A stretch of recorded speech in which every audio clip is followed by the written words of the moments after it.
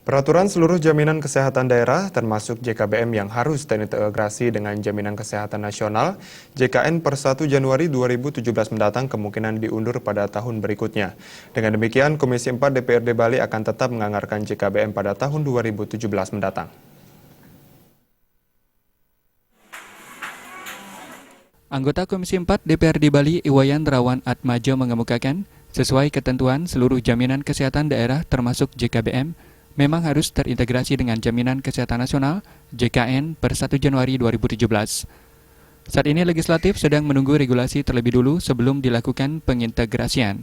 Menurut Rawan, hal ini beralasan sebab masyarakat di Bali merasa nyaman dengan JKBM. Memungkinkan, kenapa tidak? Semua aturan itu kan pasti ada celahnya, kan demikian ya. Tetapi kita tidak bisa tidak bisa menabrak aturan yang ada di pusat. Di pusat jalan, kita jalan. Orang kita mempergunakan dana kita sendiri kok. Tidak mengganggu dana pusat itu. JKBM kan dana kita, APBD kita. Kenapa kita harus stop? Itu kan bagus. Yang penting sekarang pelayanannya ditingkatkan. Dana kita di provinsi yang menganggarkan. Siap. Itu saja.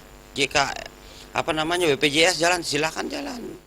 Lebih lanjut, Rawan Atmajo menegaskan, meski tidak bisa menabrak aturan yang ada di pusat, namun kalangan legislatif maupun eksekutif di Bali harus berupaya mencari celah agar JKBM bisa terus diberlakukan, apalagi program ini tidak membebani keuangan pusat. Sementara saat dengar pendapat dengan Komisi 4, Kepala BPJS di Pri 11 Bali NTB NTT, Anurman Huda mengemukakan, integrasi ke JKN membuat masyarakat Bali mendapat jaminan kesehatan di seluruh Indonesia serta tidak hanya terbatas di Bali. Alid Sidi dan Angga Ratana, Bali TV.